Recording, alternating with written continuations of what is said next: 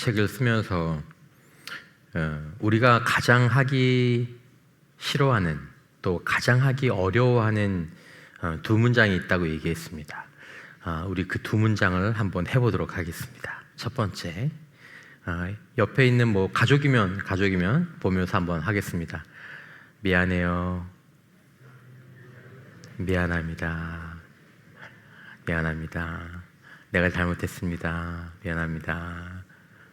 두 번째 문장은 뭘까요? 따라서 해보시죠. 용서합니다. 괜찮습니다. 용서합니다. 이 두 문장이라 합니다. 이 생각해 보니까 하나는 나에 대한 것입니다. 그렇죠? 나에 대한 얘기인데 굉장히 이 말을 하는 게 우리에게는 힘들다 그러나요? 어떻게 생각하십니까? 그리고 또 하나는 우리가 함께 살아가는 상대방에 대한 거죠. 이 말을 하는 게 굉장히 어렵대요. 어떤 분한테는 그게 뭐가 그렇게 어렵지? 라고 생각하시는 분도 계시겠지만 어떤 분에게는 이게 깊이 공감되시는 분도 계실 수 있습니다. 만약에 우리 남편이 또 온전 우리 아내가 내 살아온 인생 가운데 진심으로 진짜 딱 한 번만이라도 여보 미안해, 어머니 죄송해요, 그 얘기만 좀 해줬으면, 아니면 내가 그분한테서 내가 용서해 줄게, 괜찮아,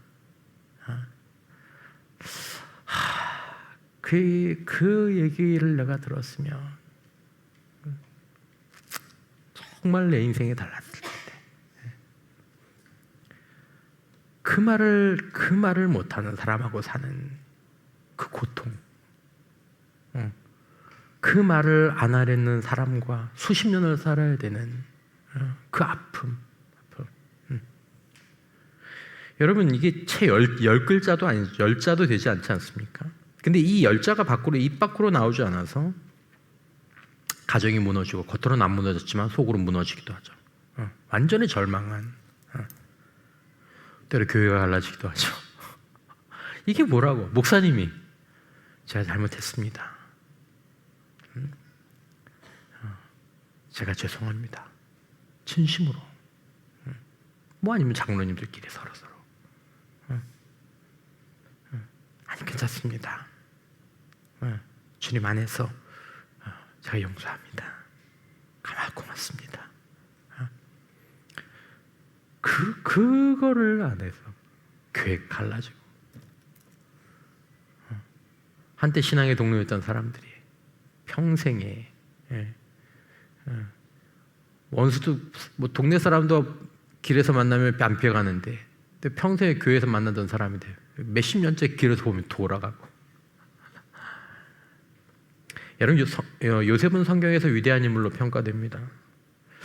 도대체 무엇이 요셉을 이토록 아름다운 복의 통로가 되게 했냐고 물으신다면 반드시 언급되어야 될 것이 바로 창세기 45장 위대한 용서를 담고 있는 바로 이 장의 말씀입니다. 사실 요셉이 쓰임받은 이유는 두 가지입니다. 첫째는 하나님을 향한 사랑이 신뢰로 나타나는 거죠. 신뢰로. 그리고 두 번째는 이웃을 내 몸처럼 사랑하는 것이 용서로 나타난 바로 이 두 가지가 요셉이 쓰임받은 이유입니다. 그리고 사실은 성경 전체에서 사람이 쓰임받는 이유 두 가지가 여기에 해당합니다. 그러니까 하나님에 대해서는 신뢰를, 사람에 대해서는 용서할 수 있는 사랑을 행동으로 드러낸 사람. 여러분들과 제가 이 두 가지를 항상 중요한 것으로 바라볼 수 있는 은혜가 있기를 주님의 이름으로 축원합니다. 여러분들은 충성, 열심, 성취, 결과 이런 것들이 중요하다고 생각하지만 죄송하지만 틀리셨습니다. 여러분 그거를 제일 위로 놓고 사시면 여러분 이상한 사람 되십니다. 그래서 이상한 사람이 되어가는 성도들을 보는 두려움이 저한테는 좀 있습니다. 제가 입 밖으로는 얘기하진 않지만, 그러니까 여러분들이 철저히 이 두 가지를 바라보시면서 간다면 시간이 갈수록 신앙의 좋은 결과들이 있게 될 것이고 삶에도 좋은 결과가 있게 될 것입니다.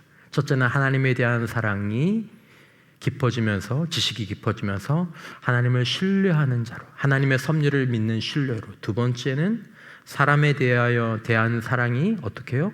용서할 수 있는 사랑으로 이렇게 행동화되는 이 두 가지.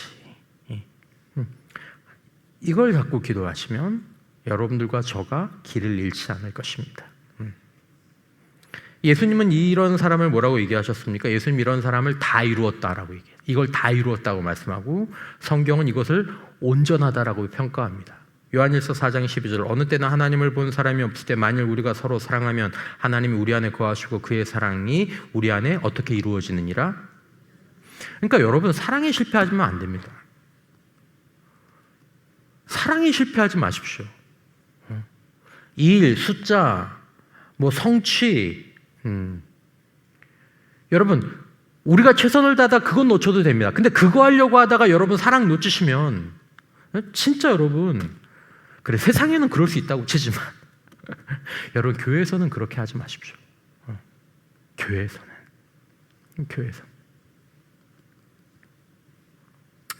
여러분 요셉이 하나님에 대해서 그 선하신 섭리를 신뢰하고 기다리고 순종했기 때문에 보디발의 집에서도 옥에서도 그리고 이 창세기 45장에서도 그리고 사람에 대해서는 하나님의 섭리와 자신이 받은 그 복 안에서 마음으로부터 형제들을 용서할 수 있었기 때문에 요셉은 요셉처럼 쓰임받는 인생이 되다가 살다가지고 주님 나라에 평화롭게 들어갔습니다. 멋진 인생을 살았죠. 이 두 가지.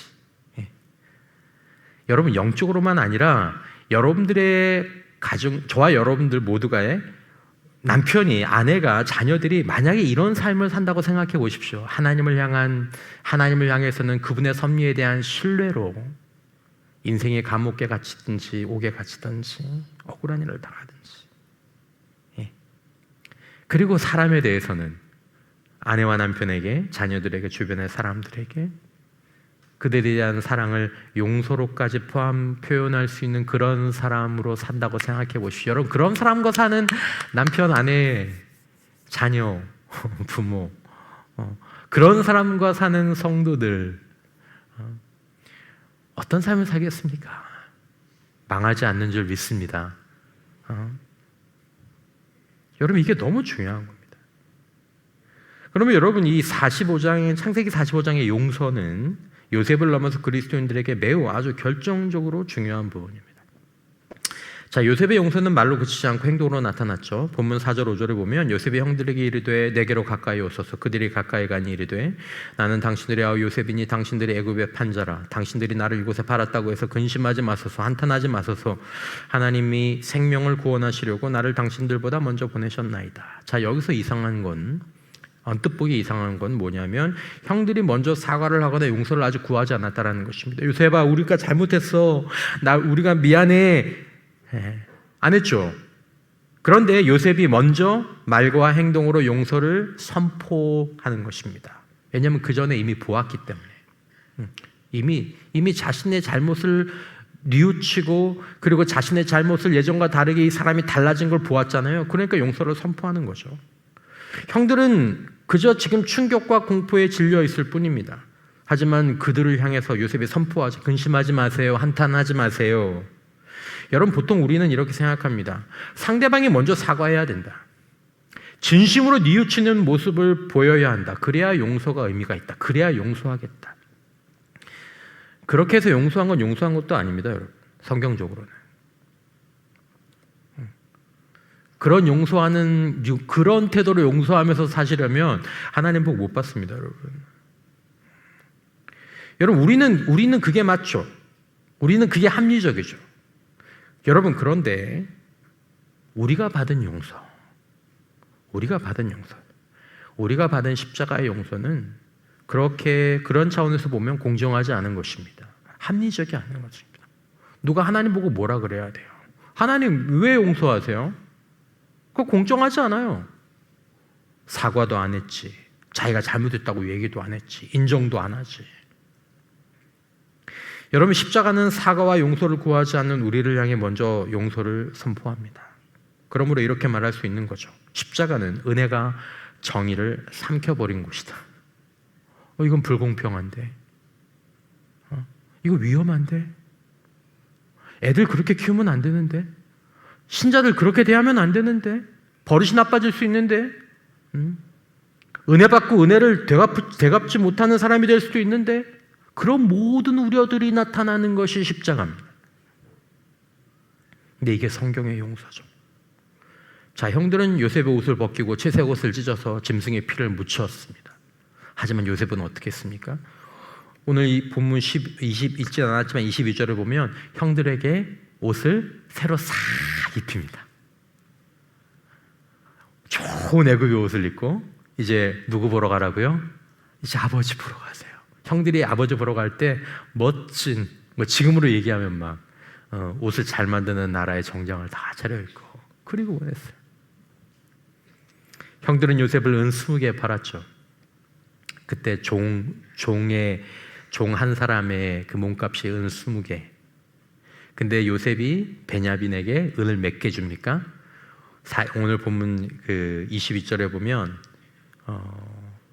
베냐민에게 은 300세겔을 줍니다.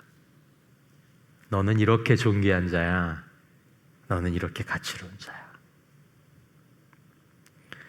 요셉은 형들에게 애굽의 최고급 수레를 보내죠. 형들은 요셉을 어떻게 했습니까? 낙타에 태워서 보냈든지 아니면 낙타에 끈을 매가지고 그거 질질질 끌려가게 했는데 요셉은 최고급 수레, 10필의 나귀가 이끄는 순나귀. 형들은 요셉을 마른 구덩이에 던지고 태연히 자기들의 배만 채웠죠. 먹다가 도회상들이 올 때 요셉을 팔아버렸지 않습니까? 그런데 요셉은 형들에게 먹을 양식을 가득 채워가지고 그렇게 보내줍니다. 성경의 용서가 이렇습니다. 십자가는 불합리한 용서, 은혜라고 하는 이유가 이것입니다. 자, 요셉은 악을 되갚지 않았습니다. 오히려 악을 무엇으로 갚았습니까? 선으로 갚았습니다. 바울이 로마서 12장 21절에서 이렇게 얘기했죠. 악에게 지지 말고 무엇으로 악을 이기라고요? 선으로 악을 이기라. 이 말씀을 가장 선명하게 보여준 예가 있다면 바로 요셉의 이 창세기 45장입니다. 아, 이게 선으로 악을 이기는 것이다. 이런 용서가 어떻게 가능합니까? 마태복음 18장에서 베드로가 예수님께 물었습니다. 형제가 내게 죄를 범하면 몇 번이나 용서하면 되겠습니까? 한 7번 해주면 되겠습니까? 여러분들이 아시는 것처럼 랍비들은 3번까지 하라고 얘기했죠. 그런데 랍비들이 3번 하라고 그랬는데 베드로는 7번이라고 얘기했으니까 나름 굉장히 인심을 크게 쓴 거죠. 그 정도면 사실 충분하죠. 여러분, 우리가 삶을 살면서 누군가에게 내가 누구든지 7번은 용서하겠다. 와, 여러분, 이게 대단한 결심 아닙니까? 7번은 용서하겠다. 저도 우리 부교육자들이 7번은 용서하는 목사가 장담 못합니다. 대단한 거죠. 근데 우리가 아는 예수님의 대답은 무엇이었습니까? 마태복음 18장 22절에 예수께서 이르시되 내게 이르노니 7번뿐 아니라 7번을 몇 번이라도 70번까지라도 490번 490번 하라는 말씀입니까? 이 말은 용서한다는 생각 자체를 잊고 살라라는 얘기입니다. 여러분, 여러분은 여러분들의 자녀를 몇 번째 용서하셨습니까? 기억하세요? 용서 많이 하셨죠? 장부 없어요? 장부? 너 100번째야. 여러분들 가운데 배우자를 특별히 아끼시는 분들이 계시죠? 죄송한 말씀을 그냥 웃으라고 드리는 말씀을 다 아끼시는 건 아닌 것 같아요.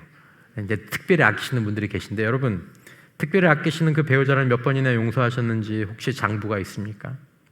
제가 아는 성도들 가운데 죄송합니다. 특별히 이제 아내분들이 저는 이제 많이 기억이 나는데 이렇게 남편들을 끊임없이 용서하시는 분들이 계시더라고요. 그분들에게 장부가 없어요. 세계를 멈췄죠. 몰라요. 그냥 용서해 왔고 지금도 용서하고 앞으로도 용서할 것 같아요. 이 얘기입니다. 그러면서 예수님이 바로 이어서 이 말씀에 이어서 우리가 잘 아는 1만 달란트 탕감받은 자가 100단 내려온 빚진 자를 용서하지 않는 이야기를 예로 딱 가지고 오십니다. 이게 충격적인 이야기. 1만 달란트, 뭐 수천억 정도 되는 거죠. 그러니까 이건 뭐 수천억이란 뜻이 아니라 못 갚는 빚이라는 얘기입니다. 그런데 이 왕이 이 종의 빚을 종을 불쌍히 여겨서 탕감해 줍니다. 전부 다 한 푼도 남기지 않고 다. 자, 그런데 이 탕감받은 종이 밖에 나갔어요. 시간 인터벌이 굉장히 짧다는 걸 보여주죠. 밖에 나갔어요. 그러다 자기에게 100데나리온, 그러니까 오늘날의 기준으로 보면 한 사람이 100일 동안 일하는 노동의 대가니까 뭐 작게 잡으면 요즘 뭐 한 1,000만 원, 뭐 많이 잡으면 한 3,000만 원 정도. 그 동료를 만나죠. 그리고 그를 잡아서 목을 조릅니다. 빚 갚아. 너 나한테 빚 있어. 언제 갚을 거야? 왜 안 갚아? 막 목을 조르죠. 예수님은 이 이야기로 성경의 용서, 하나님과 예수님의 용서를 가르치는 동시에 용서받았음에도 불구하고 용서하지 않는 우리의 모습을 충격적으로 보여주십니다. 하나의 고발입니다.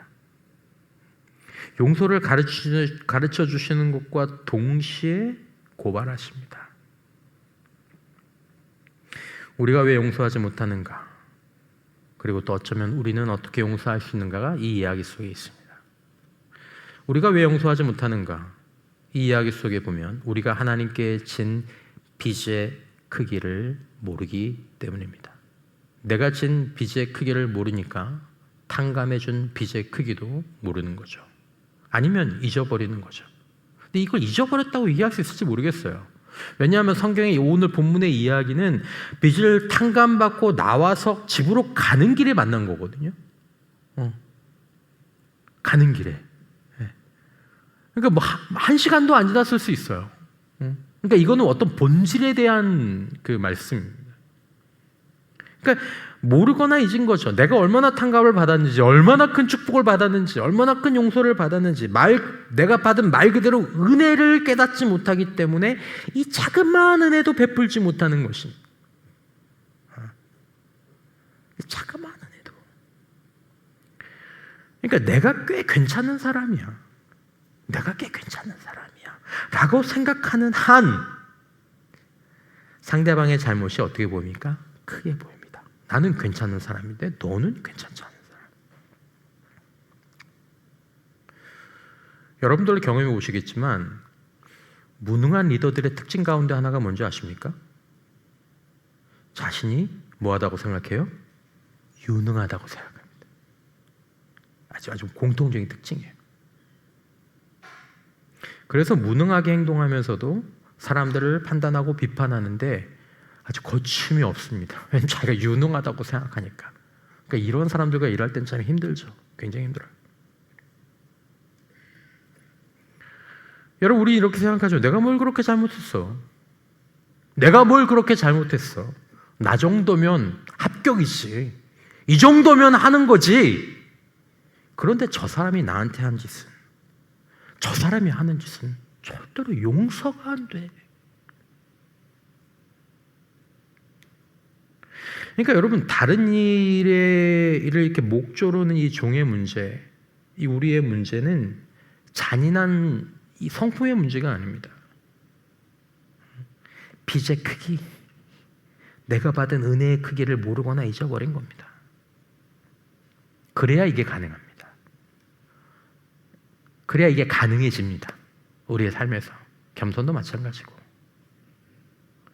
여러분, 우리가 누군가를 향한 분노를 품고 있고 원망을 놓지 못하고 있다면 그것은 아마도 내가 하나님 앞에 진 빚의 크기가 축소되었기 때문일 것입니다.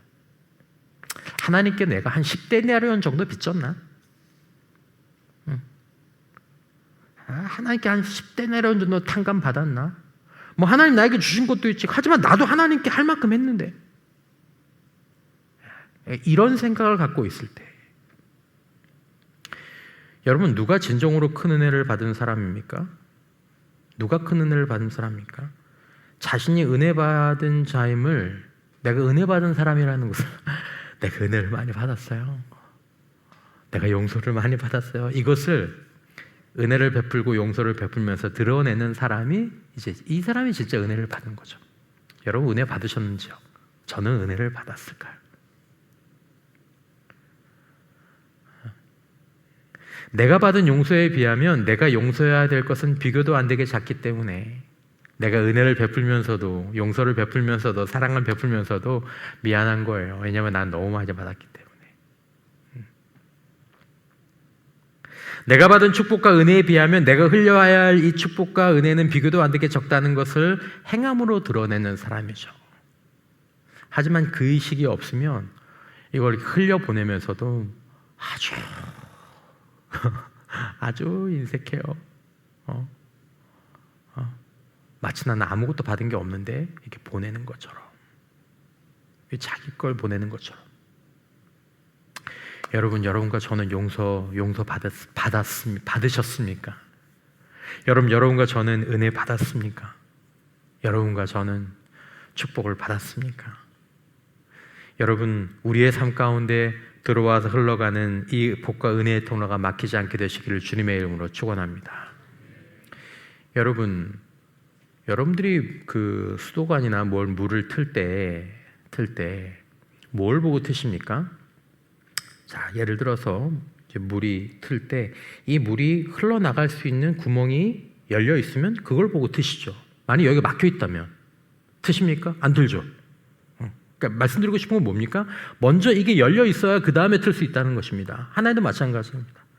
우리가 용서를 흘려보내고 은혜를 흘려보내고 축복을 흘려보낼 수 있는 그 파이프가 마련되어 있을 때 그때 하나님께서 우리에게 주실 복과 은혜의 그 수도관을 열어주십니다.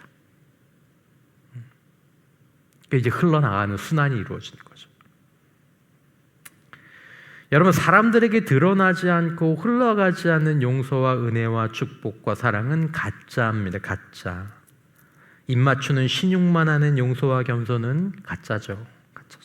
예수님은 항상 그렇게 말씀하세요. 가짜 믿음이 있다, 진짜 믿음이 있다. 가짜 사랑이 있고 진짜 사랑이 있고, 가짜 용서가 있고 진짜 용서가 있다. 사람에게 보이려는 게 있고 하나님께 보이는 게 있다. 여러분, 저는 용서의 어려움을 겪거나 용서를 의도적으로 거부하는 분들을 종종 봅니다. 혹시 이 자리에 그런 분들이 계시다면 제가 여러분들을 생각하고 말씀드리는 것이 아님을 알아주시기 바랍니다. 굳이 여러분들이 아니어도 저도 그렇고 그런 분들이 어디나 있습니다. 그러니까 목사님이 나를 강단한테 저격한다, 절대로 그런 생각하지 마십시오. 저는 우리 교인들은 절대로 저격하지 않습니다. 딴 교인들은 저격을 해요. 단지 제가 보았던 것은 저는 용서하지 않는 분들이 어둠 속에 사는 것은 보았습니다. 어둠 속에 있습니다. 분노와 미움과 원망의 감옥에 갇혀 있는 것은 본인들입니다. 여러분, 감옥에 누가 갇힙니까? 오늘 예수님이 하신 말씀에 보면 감옥에 누가 갇혀요? 33절과 34절을 보면 내가 너를 불쌍히 여긴 것 같이 너도 내 동료를 불쌍히 여김에 마땅하지 아니하냐고 주인이 노하여 그 빚을 다 갚도록 그를 누구에게? 옥졸들에게 넘기니라. 누가 감옥에 갇힙니까? 탕감받은 자가 감옥에 갇힙니다. 탕감받지 못해서가 아니에요. 왜요? 내게 100데나리온 빚진 자를 용서해 주지 않았기 때문에 그 사람이 옥에 갇히는 겁니다.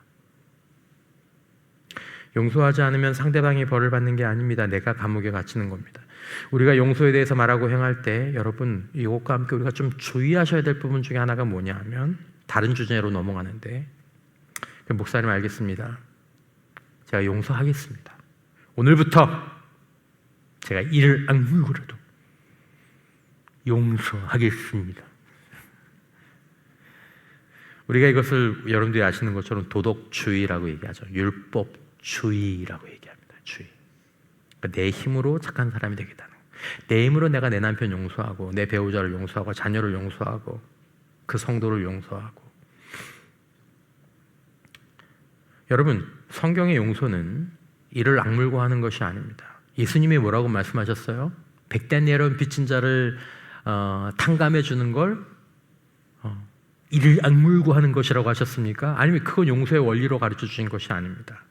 성경의 용서는 내가 받은 것을 마음에서부터 흘려보내는 것입니다. 내가 받은 걸 내 마음에서부터 흘려보내는 것입니다. 내가 누리는 은혜를 나누는 것입니다. 내가 받은 용서가 이렇게 크고, 내가 받은 은혜가 이렇게 크고, 내가 받은 축복이 이렇게 크고, 나에게 주신 것이 이렇게 큰데, 이거 흘려보내야지. 이를 악물고 하는 용서는 한 달을 못 갑니다. 한 주를 못 갑니다. 이를 악물고 하는 용서는 사건 하나만 더 터지면 2배로 폭발하죠. 내가 용서해 줬는데 또 여러분, 참된 용서의 힘은 어디서 옵니까? 그렇습니다. 우리가 아시는 것처럼 십자가에서 참된 용서의 힘이 오는 줄 믿습니다. 내가 받은 은혜와 축복에서 용서가 옵니다. 하나님께서 예수님의 생명을 십자가에서 내어주시면서 우리를 용서하시고 우리를 자녀 삼아주지 않으셨습니까? 여러분, 하나님께서 우리의 삶 가운데서 은혜와 복을 주지 않으셨습니까? 나에게 건강과 생명과 물질과 능력과 환경과 배경과 다 하나님 주신 거 아닙니까? 하나님이 우리에게 1만 달란트를 조건 없이 부어주셨습니다. 신학자들이 말하는 것처럼 예수님은 단순히 모범을 보여주시려고 십자가에 달리신 것이 아닙니다. 우리의 죄의 빚을 대신 갚아주시려고 예수님께서 십자가에 달려주신 줄 믿습니다. 이것이 구분의 십자가입니다. 그러니까 십자가에서 나타난 하나님의 사랑, 하나님의 은혜, 그것은 십자가만을 말하는 것이 아니라 십자가는 그 사랑의 절정을 표현하는 것입니다. 그러니까 십자가에만 사랑이 있는 것이 아니라 그 십자가를 통해서 우리는 뭘 확인하는 것입니까? 그 외에도 우리를 향하신 하나님의 많은 사랑을 보는데 십자가에서는 절정을 보는 것입니다. 오늘 우리의 한 호흡, 우리가 보고 듣고 눈으로 느끼는 거, 먹는 거, 걸어 다니는 거, 나에게 주신 영양들, 물질들, 환경들, 그 절정을 십자가에서 보는 것일 뿐입니다. 내가 누리는 모든 것이 거저받은 일반 달란트 은혜라는 것을 진정으로 깨달을 때 거기서 참 용서의 힘이 나오는 것입니다. 그리고 거기서부터 행해진 용서가 영적인 용서, 참된 용서가 됩니다. 그 용서가 그와 나를 자유롭게 만듭니다. 그러면서 하나님의 용서와 은혜와 복을 우리의 삶 가운데 비로소 순환시킵니다. 여러분, 용서에 대한 이야기를 하는 게 저에게도 어렵고 여러분들에게도 듣기 거북하실지 모르겠지만, 그럼에도 불구하고 우리가 창세기 45장 이 말씀, 용서에 관한 말씀을 나누는 이유는 하나님의 복과 은혜가 우리 삶 가운데 순환하는데 가장 중요한 것이 용서이기 때문임을 믿으시기를 축원합니다. 그래서 우리가 주기도문에 그게 있는 거예요. 용서에 관한 말씀이. 요셉에게는 십자가가 없었죠. 그런데도 요셉은 용서할 수 있었습니다. 왜요? 하나님의 섭리를 누렸기 때문에 그 정도만으로도 형들을 용서할 수 있었던 거죠. 십자가를 몰랐지만 내게 주신 하나님의 이 놀라운 은혜, 놀라운 하나님의 섭리, 그걸 가지고 형들을 용서했습니다. 더군다나 우리는 하나님의 은혜와 함께 그 절정의 십자가를 갖고 있습니다. 부활의 약속, 성령 안에서 누리는 하나님의 나라가 있습니다. 그런데도 우리는 나와 그를 위한 용서를 주저하고 저항하고 거절하곤 합니다. 그리고 그럴 때마다 하나님의 나라가 떠나갑니다. 여러분, 똑같은 사람이 똑같은 상황에서 한 사람은 하나님 나라를 살 수도 있고 한 사람은 지옥을 사는 것이 영적인 일의 특징입니다. 여러분, 우리는 용서가 감정이 아니라 결단인 것을 기억할 필요가 있습니다. 용서한다는 것은 감정이 다 풀렸다는 것이 아닙니다. 요셉은 결단했죠. 나는 형들을 용서한다. 그리고 형들에게 선을 베푼다. 좋은 옷을 입혀주고 싶지 않았을 수도 있습니다. 좋은 수레를 타워서, 지금으로 보면 아주 멋진 자동차를 태워서 보내고 싶지 않았을 수도 있습니다. 음식을 가득 채워서 보내주고 싶지 않았을지 모르겠지만 요셉은 결단했죠. 나는 형들을 용서한다. 이 형들에게 선을 베푼다.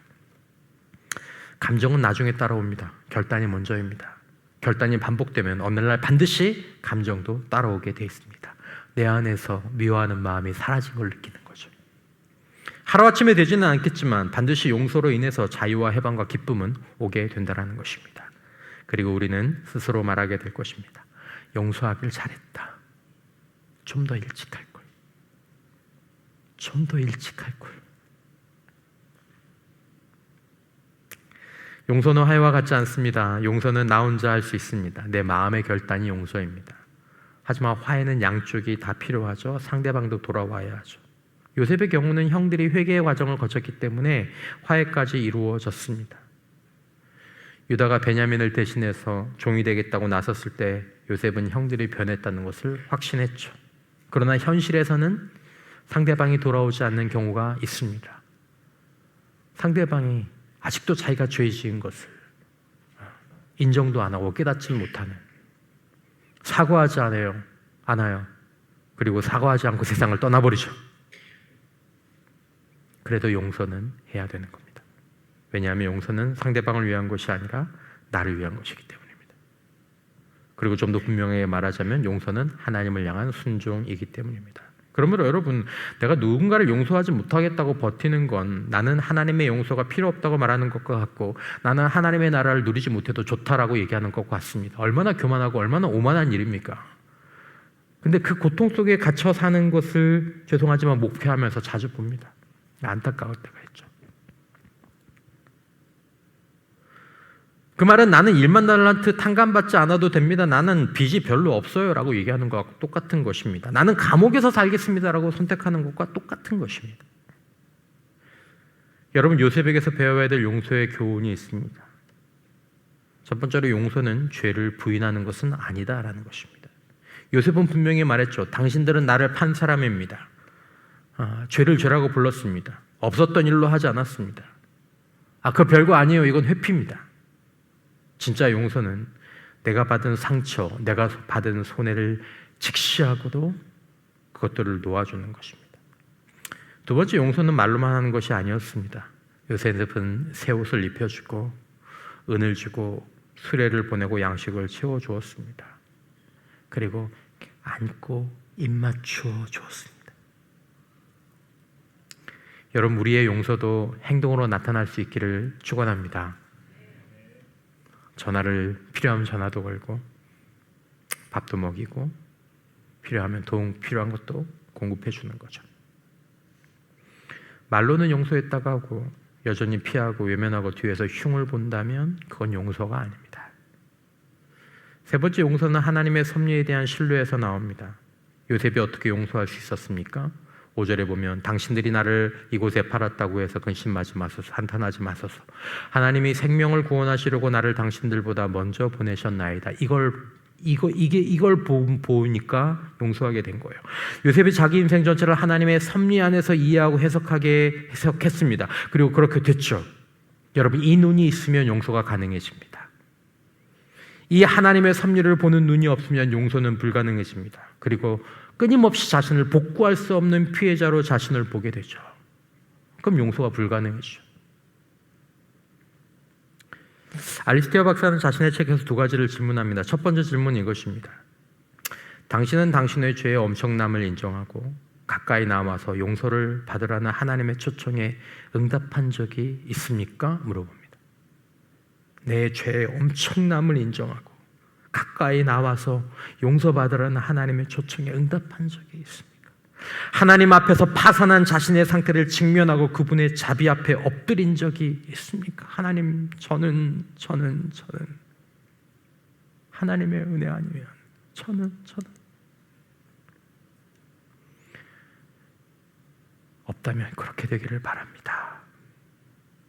두 번째, 하나님으로부터 용서받았다면 당신은 다른 사람을 마음으로 제한 없이 용서하라는 예수님의 가르침을 진지하게 받아들이고 있습니까? 우리 안에 계속 판단하는 마음이 있습니다. 하여튼 계속 판단해요. 계속 비판해요. 무슨 기계인가 봐. 판단하는 기계, 비판하는 기계.